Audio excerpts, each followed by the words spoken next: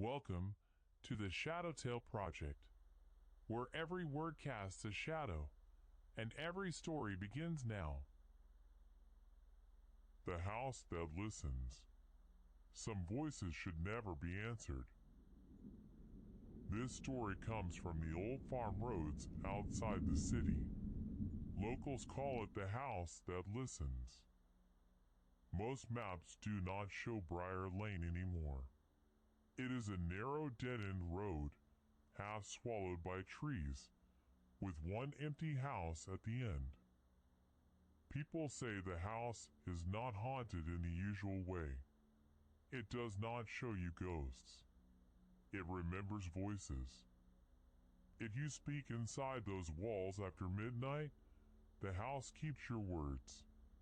And one day, it speaks them back. I heard the story from an old tow truck driver at a gas station near the highway. He told me he had pulled 3 cars from Briar Lane over the years. Every driver said the same thing. They had not gone there alone. Someone had called them. Someone they loved. Someone who was already dead.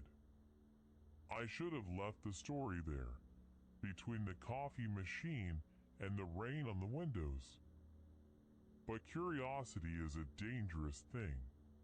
It sounds harmless at first. Then it starts giving directions. 2 nights later, my phone rang at exactly 2:13 in the morning. The number on the screen was impossible.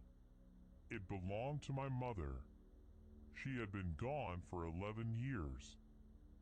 At first, there was only static. Then I heard her breathe. Then she whispered my name. Elias, come home. The house remembers where I am. I drove through the storm with both hands locked on the wheel.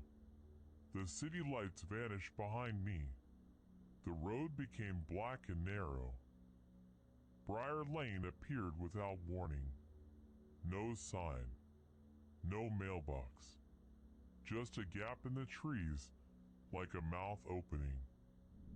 At the end of it stood the Creed house, its roof bent with age, its upstairs window glowing faintly in the rain. The porch steps complained under my weight.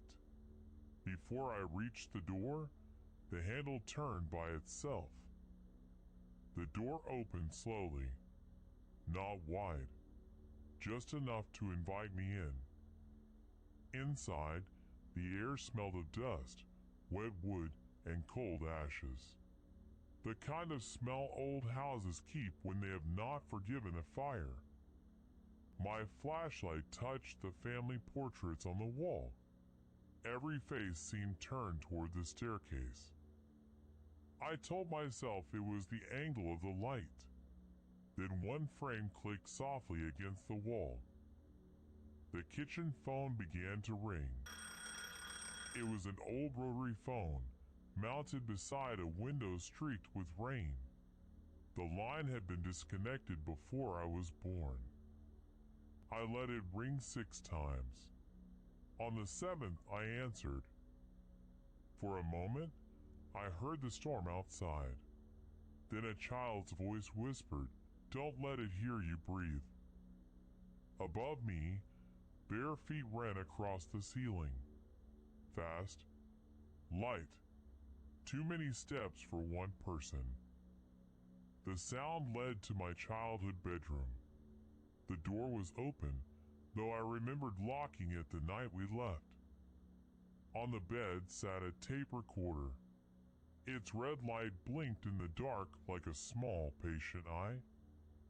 Beside it was a cassette. There was no label, only a strip of masking tape, yellow with age. I pressed play. My father's voice filled the room. Low.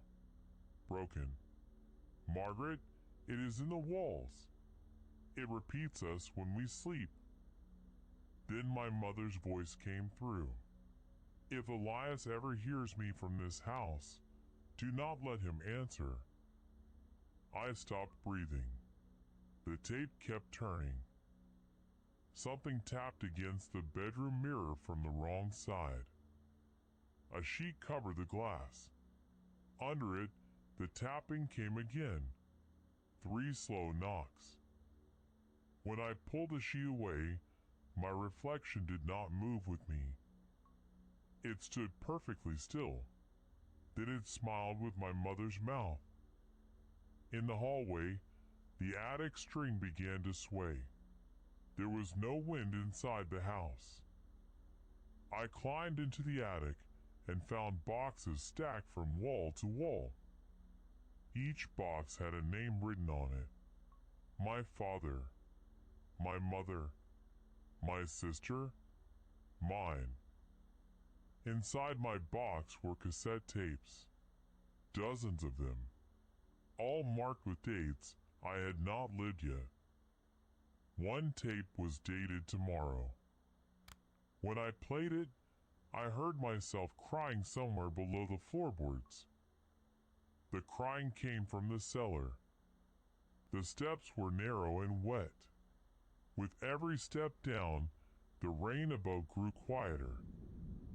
Behind a shelf of old jars, I found a small wooden door. Across it, in my mother's handwriting, were the words, "Do not teach it your name." The door opened inward before I touched it. From the darkness beyond it, every voice I had ever loved spoke at once. My father, my mother, my sister, even my own voice as a child. They were not asking me to come closer. They were practicing. That is when I understood the legend. The house did not keep ghosts. It kept echoes. And every echo wanted a living voice to become real again. Something in the dark asked for my name. I covered my mouth with both hands. The house waited, patient as wrought. I ran. The hallway stretched longer than it should have. Doors opened on both sides. Voices begged from every room. At the front door, I remembered the tape recorder in my hand. So I pressed record and shouted every lie I could think of. False names, false memories, false grief. I gave the house a feast of things that had never happened. Inside the walls, the voices began repeating them. They repeated the lies faster and faster, until the house no longer knew which voice was real. The windows shook. The portraits cracked. The phone rang once, then died. At first light, Briar Lane was silent. The Creed house stood empty, its windows black. I left the tape recorder on the porch and walked away. I never went back. But 3 weeks later, my phone rang again at 2:13 in the morning. The caller ID showed my own name. I did not answer. Some say Briar Lane is only an old road with an old house at the end. Others say if you stand near the porch after midnight, you can hear a voice inside asking to borrow yours. So if your phone rings in the dark, and the voice on the other end sounds like someone you lost, listen carefully. If there is rain behind the voice, if you hear floorboards under the silence, hang up.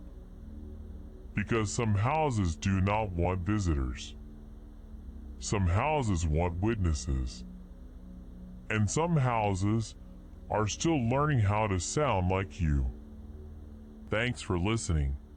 Subscribe for more ShadowTale stories, mysterious, emotional, and unforgettable.